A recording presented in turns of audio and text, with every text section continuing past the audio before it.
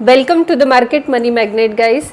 आज इस वीडियो में हम बात करने वाले हैं एक पेनी स्टॉक के बारे में। जैसे कि मुझे हमेशा एक सवाल होता है कि आप कोई ऐसा स्टॉक बताओ कि जो हम अभी बाय कर सकते और वो भी कम से कम प्राइस में हो। अब पेनी स्टॉक्स जो है आप सब जानते हैं, ये चले तो चांद तक है वरना शाम तक है। आज हम जो स्टॉक के बारे में बात कर रहे हैं उसका स्टॉक प्राइस करंटली आपको 50 रुपीज़ के आसपास देखने को मिलेगा, लेकिन 50 रुपीज़ का स्टॉक है, पेनी स्टॉक है, आपको जाके लमसम अमाउंट नहीं लगाना है। आपको उतना ही अमाउंट लगाना है जितना आप सीसीडी में शायद कॉफ़ी पीकर वेस्ट करते हो। तो आप यानी 1000 या 2000 रुपये आप मैक्स टू मैक्स किसी भी पेनी स्टॉक में इन्वेस्ट कीजिएगा। मैक्सिमम अमाउंट अगर आप पेनी स्टॉक में लगाएंगे तो पेनी स्टॉक का एक नुकसान हमें हमेशा देखने को मिलता है कि पेनी स्टॉक जो है 50% तक भी क्रैश हो जाता है। अब हम अगर किसी ऐसे पेनी स्टॉक में इन्वेस्ट करें कि जो पेनी स्टॉक का बिजनेस अच्छा है, फ्यूचर ओरिएंटेड है, या कुछ सिक्योरिटी पॉइंट्स है कि ये 50% तक भी गिरा तो रिकवर हो सकता है, तो ऐसे पेनी स्टॉक में आप अगर इन्वेस्ट करो तो आपके रिकवरी के चांसेस या आपके पैसे बनने के चांसेस भी पेनी स्टॉक में ज़्यादा होते हैं। क्योंकि पेनी स्टॉक एक अच्छा मूव अगर आया तो आपका उसी पैसे को आप वो 2 गुना 4 गुना कर भी दे सकता है।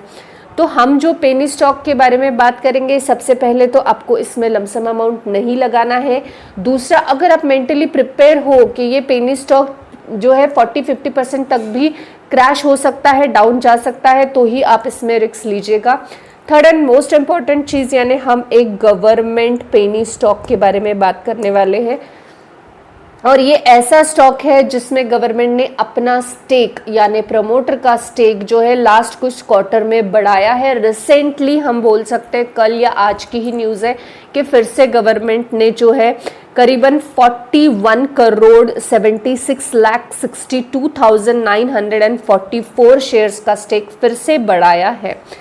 अब गवर्नमेंट अपना स्टेक अगर स्टॉक में कंटिन्यूसली बढ़ा रही है तो डेफिनेटली कुछ पॉजिटिव साइंस इसमें है। सिर्फ गवर्नमेंट स्टेक बढ़ा रही है इसलिए हम इस पेनी स्टॉक को कंसिडर कर रहे हैं, ऐसी बात नहीं है।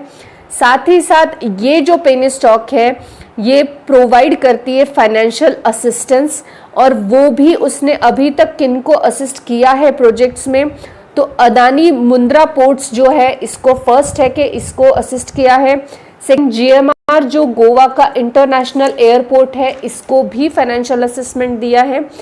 सालसरा हाईवे जो है इसमें भी इनका असेसमेंट रहा है। NRSS ट्रांसमिशन में भी इनका असेसमेंट हमें देखने को मिलता है। इसके अलावा पावर कॉरपोरेशंस में भी इनका फाइनेंशियल असेसमेंट हमें देखने को मिलता है। तो हम जो पेनी स्टॉक के बारे में बात कर रहे हैं, हम इतना तो डेफिनेटली जान चुके होंगे अब तक आप कि ये जो पेनी स्टॉक है गवर्नमेंट का होने के साथ साथ फाइनेंशियल सेक्टर से बिलोंग करता है। यानी हम बोल सकते हैं कि ये जो है गवर्नमेंट का own non banking finance sector का स्टॉक है। जी हाँ, नॉन बैंकिंग फाइनेंस कंपनी है जो कि एस्टैब्लिश की गई थी लॉन्ग टर्म फाइनेंस नीड को जो है इंडस्ट्रियल सेक्टर के कंप्लीट करने के लिए। अब अगर हम इस जो पेनी स्टॉक के बारे में हम बात कर रहे हैं, इसका हम थोड़ा सा फंडामेंटल्स अगर देखेंगे तो आपको थोड़ा ज़्यादा समझ आएगा। आप इतना तो समझ ही चुके हैं कि ये एक नॉन बैंकिंग फाइनेंस कंपनी है जो कि गवर्नमेंट की तरफ से स्टैब्लिश की गई थी इंडस्ट्रियल सेक्टर को फाइनेंस प्रोवाइड करने के लिए। इसका मार्केट कैप आप देख सकते हैं 13,000 करोड़ के आसपास है। एक बहुत ही स्मॉल और पेनी स्टॉक काइंड का स्टॉक है। 52 रुपीज़ का अभी करंट इसका प्राइस देखने को मिल रहा है। फेस वैल्यू 10 का है, यानी आने वाले समय में स्प्लिट का आपको बेनिफिट डेफिनेटली इसमें देखने को मिल सकता है। ROC हमें ओके देखने को मिल रहा है, ROE ही बेटर देखने को मिल रहा है। बुक वैल्यू डेफिनेटली कम यहाँ पे देखने को मिल रहा है। अब एक पेनी स्टॉक से आपको फंडामेंटल्स की बहुत ज़्यादा एक्सपेक्टेशंस नहीं रहनी चाहिए, लेकिन हम एक ओवरलुक डेफिनेटली करेंगे क्योंकि फंडामेंटल्स थोड़े बहुत तो ठीक होना बनता है। अगर हम बैलेंस शीट की बात करें तो आप यहाँ देख सकते हैं कि बैलेंस शीट में जो रिजर्व्स है वो रिजर्व हमें यहाँ पे ग्रोइंग मैनर में देखने को मिल रहे हैं, और जो करंट मार्च महीने का जो अभी हमें क्वार्टर रिजल्ट देखने को मिला है इसमें बहुत अच्छा परफॉर्मेंस स्टॉक का देखने को मिलता है। बोरोइंग जो है ये कंटिन्यूसली कम हुआ है, ये भी एक पॉजिटिव साइन है कंपनी के लिए। साथ ही साथ अगर हम फिक्स असेट्स की बात करें तो फिक्स असेट भी आप देख सकते हैं करीबन 1000 करोड़ के फिक्स असेट्स यहाँ पे देखने को मिलते हैं। ये भी एक बहुत पॉजिटिव साइन है क्योंकि जनरली पेनी स्टॉक्स के बाद फिक्स असेट्स हमें देखने को नहीं मिलते। प्रॉफिट एंड लॉस अकाउंट की बात की जाए तो सेल्स में भी आप देख सकते हैं ग्रोइंग सेल्स यहाँ देखने को मिल रहा है, एक्सपेंसेस कम होते हुए देखने को मिल रहे हैं। ये भी बहुत पॉजिटिव साइन है एक पेनी स्टॉक के लिए। उसके अलावा अगर हम प्रॉफिट की बात करें तो आप यहाँ देख सकते हैं कि नेट प्रॉफिट जो है माइनस से प्लस में आया है, ये भी एक पॉजिटिव साइन है। और अगर हम ईपीएस की बात करें तो ईपीएस भी पॉजिटिव में आया है, ये भी एक अच्छी बात है। डिविडेंड डेफिनेटली पहले कंटिन्यूसली पेइंग आउट था और अभी कुछ टाइम से डिविडेंड ये नहीं दे रही है, ये एक थोड़ी सी निराशाजनक बात हमें डेफिनेटली यहाँ पे देखने को मिल रही है। लेकिन अगर हम इसके सेक्टर की प्रोडक्ट की बात करें कि ये कंपनी किस किस प्रोडक्ट में काम करती है तो आपको यहाँ पे मैं दिखाना ही चाहूँगी, 1 मिनट। आप यहाँ पे देख सकते हैं कि अगर फाइनेंशियल कंपनी, ये जो फाइनेंशियल कंपनी है ये अगर किस प्रोडक्ट में काम करती है यानी इसका एग्जैक्टली काम क्या है तो आप देख सकते हैं प्रोजेक्ट फाइनेंसेस, जो कि फाइनेंसिंग सोल्यूशन प्रोवाइड करती है प्रोजेक्ट्स को। और उसके साथ साथ जो है कॉरपोरेट फाइनेंस भी यहाँ पे सेक्टर में काम करती है, यानी जो बैलेंस शीट फंडिंग है, लोन है अगेंस्ट शेयर और लीज के, वो भी प्रोवाइड करती है। एडवाइस भी करती है, जैसे कि हमने पहले ही देखा कि ये जो है फाइनेंशियल असिस्टेंट प्रोवाइड करती है यानी एडवाइस प्रोवाइड करती है, जिसमें कि अदानी मुंद्रा पोर्ट्स को, जीएमआर इंटरनेशनल एयरपोर्ट को इसने एडवाइस भी प्रोवाइड किया है फाइनेंशियल। उसके अलावा स्ट्रक्चरल प्रोडक्ट्स भी है जो कि फाइनेंसिंग सॉल्यूशंस भी देती है क्लाइंट्स को, स्ट्रक्चर डेप्थ के बारे में, प्रोडक्ट्स के बारे में। और अदर प्रोडक्ट्स की बात की जाए तो अदर प्रोडक्ट में भी आप देख सकते हैं debenture, trustee sales, resolutions and NPS को लेकर भी ये अपना काम बहुत अच्छे से कर रही है। अब जब अगर हम फाइनेंसिंग सेक्टर के किसी स्टॉक के बारे में बात करते हैं, चाहे वो बैंकिंग हो, नॉन बैंकिंग हो, तो सबसे मोस्ट इम्पॉर्टेंट चीज़ आ जाती है यहाँ पे कि एनपीएज इनका कैसे चल रहा है, कि एनपीए रिकवर हो पा रहे या नहीं हो पा रहे। तो इसके लिए मैं आपको डेफिनेटली बताना चाहूँगी कि जो लेंडिंग ऑपरेशंस होते हैं कंपनी के, उसने डिस्ट्रीब्यूशन जो है ये बंद कर दिया है। क्यों? क्योंकि इनका जो फाइनेंशियल ईयर 2022-23 का जो लेंडिंग एक्टिविटीज़ थी उनको उन्होंने वापस लेने के लिए या वसूल करने के लिए नए लोन या नए एनपीएस को डिस्ट्रीब्यूट करना बंद किया है। और उन्होंने जो रिकवरी की है, अगर हम उसकी बात की जाए तो 23 में उन्होंने करीबन 714 करोड़ की रिकवरी की थी, जबकि 2022 फाइनेंशियल ईयर में 1100 करोड़ की रिकवरी उनकी तरफ से की गई थी।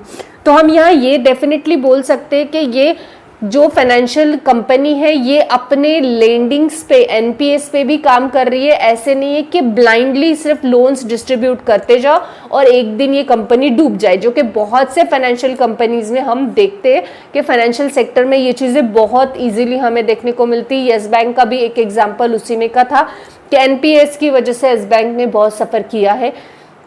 यहाँ पे वो रिस्क बनता हुआ देखने को नहीं मिल रहा है। अगर हम रेवेन्यू की इसकी बात करें कि कौन सा कितना रेवेन्यू ये जनरेट कर रही है और कहाँ से जनरेट कर रही है, तो आप देख सकते हैं इंटरेस्ट इनकम से 18% का रेवेन्यू जनरेट हो रहा है, डिविडेंड इनकम इनका 23% से जनरेट हो रहा है, फीस एंड कमीशन से 27% और सेल सर्विसेज से 23% का रेवेन्यू ये जनरेट कर रही है। तो ओवरऑल अगर देखा जाए तो एक अच्छा एनपीए ये जनरेट कर पा रही है। अब मोस्ट इंपॉर्टेंट चीज़ ये है यहाँ पे कि इसके फंडामेंटल्स कैसे हैं। तो अगर इस कंपनी के हम फंडामेंटल्स की बात करें तो एक चीज़ यहाँ पे क्लियरली देखने को मिल रही है कि एक पेनी स्टॉक होने के नाते या 13,000 करोड़ का सिर्फ इसका जो मार्केट कैप है, इसके नाते फंडामेंटल्स ओके है। फ्यूचर में आने वाले रिस्क को कंसिडर करते हुए स्टेप्स लिए जा रहे हैं, तो डेफिनेटली हम बोल सकते हैं कि एक छोटा हम रिस्क इसमें ले सकते हैं पेनी स्टॉक एज अ बोलकर, क्योंकि फ्यूचर के हिसाब से यहाँ पे जो है काम किया जा रहा है। और जैसे कि हम सब जानते हैं कि जब प्रमोटर अपना होल्डिंग बढ़ाता है तो फ्यूचर में डेफिनेटली इसमें एक स्पाइक अच्छा आने वाला है, तभी ये स्टॉक में इस तरह से प्रमोटर का होल्डिंग बढ़ रहा है। अब अगर ये स्टॉक की बात की जाए कि है कौन सा ये स्टॉक, उससे पहले तो आप ये देख सकते हैं कि 5 साल में इस स्टॉक ने करीबन 450% के रिटर्न्स बना कर दिए हैं। अगर हम 1 साल की बात करें तो 81% के आसपास के रिटर्न बनाकर ये स्टॉक ने दिए हैं। और अगर हम इसकी जो मैक्सिमम चार्ट पैटर्न ओपन करें तो आप देख सकते हैं कि मैक्सिमम चार्ट पैटर्न में ये स्टॉक में वोलेटिलिटी कितनी है। एक फ्लैट सा चलता है, फिर एकदम स्पाइक करके कितना ये डाउन गया, ये करीबन 50-60% तक क्रैश हुआ है, फिर रिकवरी किया, फिर क्रैश होता है, फिर एक फ्लैट मोमेंटम में चला और फिर से इसने वापस यहाँ पे रिकवरी करना शुरू किया हुआ है। आप देख सकते हैं फिर से यहाँ पे एक स्पाइक हमें स्टॉक में देखने को मिला है, लेकिन फिर भी आप प्रिपेयर रहना कि ये स्टॉक अच्छा खासा क्रैश भी हो सकता है, लेकिन as a secure penny stock आप इसमें इन्वेस्ट कर सकते हो। ये स्टॉक जो है ये है IFCI लिमिटेड। IFCI लिमिटेड जो है ये एक गवर्नमेंट की नॉन फाइनेंशियल बैंकिंग कंपनी है, जो कि हम प्रीवियसली इसको जानते थे industrial finance corporation of India के नाम से, जिसका नाम बदल के IFCI किया गया है। और ये इंडिया की government owned non banking finance company है, जिसको के लॉन्ग टर्म फाइनेंस के लिए स्टैब्लिश किया गया था।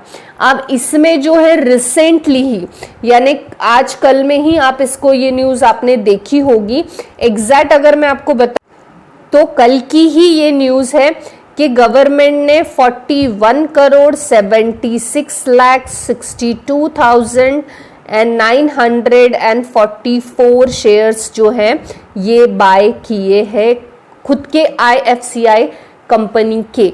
अब गवर्नमेंट ने इतना बड़ा स्टॉक अगर उठाया है तो डेफिनेटली गवर्नमेंट अपने ही कंपनी को आगे आने वाले समय में कोई प्रोजेक्ट या कोई अच्छा जो है काम उसमें होने वाला है, जिसके चलते डिविडेंड इनकम इनका बने, इस वजह से ये चीज़ की गई है। तो आपको अगर पेनी स्टॉक में इन्वेस्ट करना है, अभी इन्वेस्ट करना है, तो डेफिनेटली आप जो है ये IFCI लिमिटेड को कंसीडर कर सकते हैं। लेकिन एक चीज़ अभी भी याद रखिए कि आपको पेनी स्टॉक में लमसम अमाउंट नहीं लगाना है, आपको बोरो करके लोन लेके अमाउंट नहीं इन्वेस्ट करना है, आपको उतना ही अमाउंट इन्वेस्ट करना है कि जितने अमाउंट में आप रिग्रेट ना फील करो, क्योंकि पेनी स्टॉक्स चले तो चांद तक है वरना शाम तक भी है। लेकिन इस स्टॉक के पॉजिटिव पॉइंट हम ऑलरेडी देख चुके हैं।